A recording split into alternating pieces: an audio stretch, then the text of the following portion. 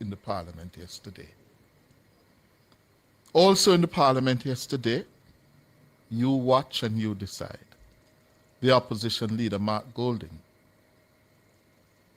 raised a question surrounding the terms and conditions of that US $150 million loan in bridge financing for the Jamaica Public Service Company. And the exchanges between the opposition leader and the energy minister, tell a story. Minister, the context of your presentation in relation to the JPS situation is that the license expires, I think is it July 2027. Notice has been given, triggering the consequences of license termination. Jamaica has roughly 20% of the equity in JPS. The funding gap, based on the recently done work to do the restoration of the grid, including substations, transmission, posts, etc., distribution lines, is around $350 million US. So our 20%, if you're looking at it as a shareholder, our 20% would be 70 million. But we are actually taking the risk of lending an unsecured loan to JPS of 150 million, which is the proportion of the equity that we hold in the business. So unsecured, you don't have any collateral to seize. You're relying on a mechanism to get it back, which I'm going to speak to in a second. So my question to you is, first of all, the other 200 million, which is currently not funded, but which is necessary to achieve the timelines that you have indicated for restoration, what is the assurance that that 200 million will be raised on a timely basis so as to enable the necessary expenditures to be made by JPS to hit the targets, which are presumably fairly aggressive targets given the extent of the damage to the grid and so on? What level of confidence do you have that 200 million will be raised by them? And what is the time frame that it has to be raised by for that target to be met? I'd like to know the time frame for that. Secondly, would we be disbursing our 150 before that 200 million is in place? Are we going to take the risk of lending that money to JPS, funded out of the consolidated fund you've said? I was going to ask you how it's going to be funded. That's roughly the same amount as the cat bond drawdown, we're told. This 150, which Jamaica has been seeing as being critical to the housing, shelter, the school fixing up, the health centers and hospitals, etc. JPS is now going to get the benefit of that money.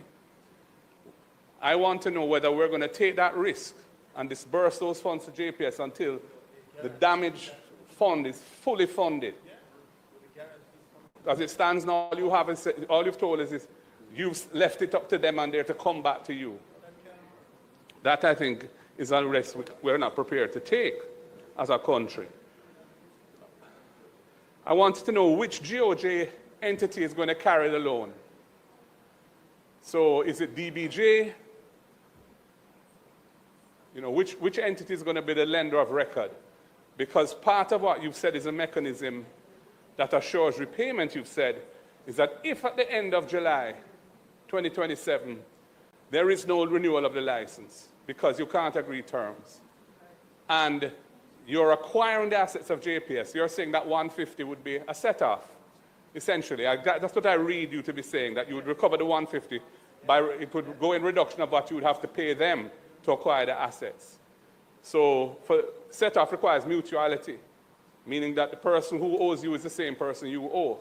So I want to know which entity within the government is going to carry that loan to the JPS. You said the interest rate is not yet settled, and the Ministry of Finance is going to deal with that hopefully tomorrow. I'm hoping that we will get a report on what that is, because this is coming out of the nation's available liquidity, and when there are a whole lot of needs to be met. So I think it's necessary for us to do what is necessary to get JPS up and running as quickly as possible. But I think we have to do it very prudently and sensibly so that we don't unnecessarily expose taxpayers to loss.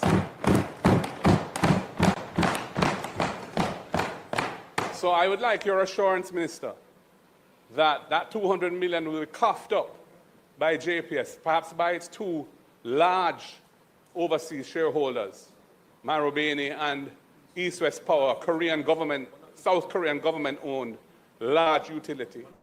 Or JPS is going to draw down on whatever funding it can raise from its creditors. I don't know how they plan to fund it, but we need to know it's funded before we put our 150 in.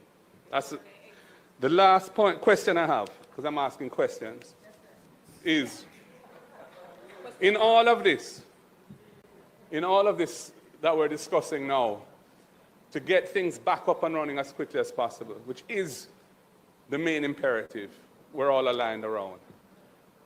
We've also had talk over the last year or so since Daryl about building resilience into our distribution and transmission systems for electricity. And there's been talk about putting wiring underground, and that the cost of that is very high. And in fact, the CEO of JPS has said it'd be prohibitive.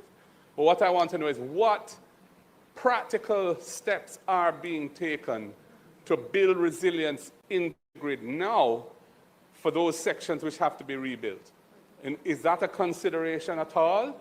And if it is, what are the things that you intend to do to make sure that the grid is more resilient to withstand weather events, maybe not as drastic as Melissa, but weather events that we know sooner or later, hopefully much later, we're going to have to endure again. So that's my third question. So I'll summarize. One is the timeline for JPS to fund the 200 million gap, and whether you would ensure that that funding is in place before you expose our $150 million. Which GOJ entity is going to carry the loan, the $150 million loan that will be made to JPS, and what, if anything, is being done to build greater resilience into the grid in those areas where the grid is being substantially rebuilt. Thank you.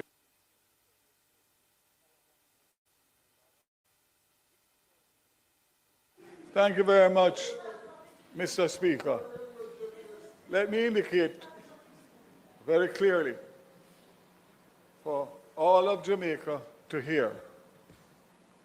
The meeting that we had yesterday morning, where the Minister of Finance and the Financial Secretary was there, we ironed out a way forward, realizing the seriousness and the time-sensitive nature of this response. So the first answer to your question is that this government is prepared on behalf of the people of Jamaica to release the $150 million in whatever tranches are required as quickly as possible to get the restoration going. And that's the difference between a caring government and somebody who has a financial background. The people want right. Okay? So let me just make that clear. Point of order, Minister. Point of order. Minister, point of order. His feet, talking. The minister standing on his feet, talking into the mic. You don't need to personalize your response. You don't need to get hot under the collar. It's a legitimate question I'm asking, and I'm just so don't bother about having a financial background. I want to know a simple question: are you going to ensure the funding is in place? And now you're coming back and personalizing it in a totally unnecessary way. Let me repeat. The member is saying that his position is that he would not release the $150 million unless he knew where the $200 million was coming from. That's what he said. That's what he said. Hansard is there. Hansard is there. Hansard is there. Hansard is there. And I am Minister, telling you, Minister, I am telling you. Minister, please, please. For those members who do not have the floor, please allow the minister to answer the question. So, You may continue, Minister. Mr. Speaker, let me just say it again. Based on the meeting that took place yesterday, we are confident, based on the meeting that had the representative of the Ministry of Finance at the highest level, the Minister and the Financial Secretary, you can't go any higher, that we are prepared to release $150 billion tonight if it means that the people are going to get back light sooner than later.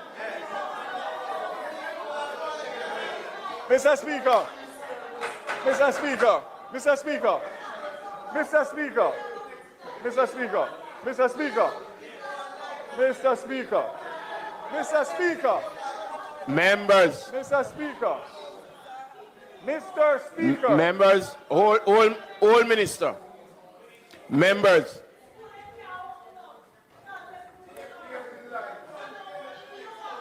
you are a wicked and evil. Bad mind don't go on yet from September 3rd. members, Wicked and evil. Mr. Speaker, I am- Mr. Speaker. Minister, all. Members, members from the opposition side, You are an uncaring set. if You you are a do heartless set. If You're a you wicked do not set. allow the minister to continue, then we will have to go to something else. Please, you do not have the floor. Member from St. Catherine North Central, you do not have the floor. Mr. Speaker, You will find out in short. Mr. Speaker, Go ahead, Minister. the $150 million Give me that the chance. government is prepared to release as soon as the documentation is in place, which will be no later than a matter of hours to a day, because of the urgency, is specific for restoration over 2 months, December and January. That $150 billion is ring-fenced to deal with a restoration program that will take care of Jamaica, not only some parishes. And if you are going to tell me that there are people in this house that would question a government in a crisis like this to hold $150 million that we have availability now, to find out about $200 million, which can take another month or 6 weeks. Our money is secured whichever way it goes. We are a responsible government, and we have taken a responsible decision, a caring decision, an argument done. Some of you are asking the question, how will you better start with them again? So, Mr. Speaker, the position is, this matter is fluid. This is a cabinet decision that was taken yesterday. We are going to wait until we have the final agreement between the Ministry of Finance and the JPS, and whenever that happens, we will make it public in Parliament to show the people of Jamaica what the final terms and conditions are. But for somebody to stand up in Parliament, knowing what is taking place out there, and is prepared to take a position to delay restoration. Daryl Vaz versus Mark Golding and the opposition yesterday in the Parliament. It's well after news time. That's it for the morning session.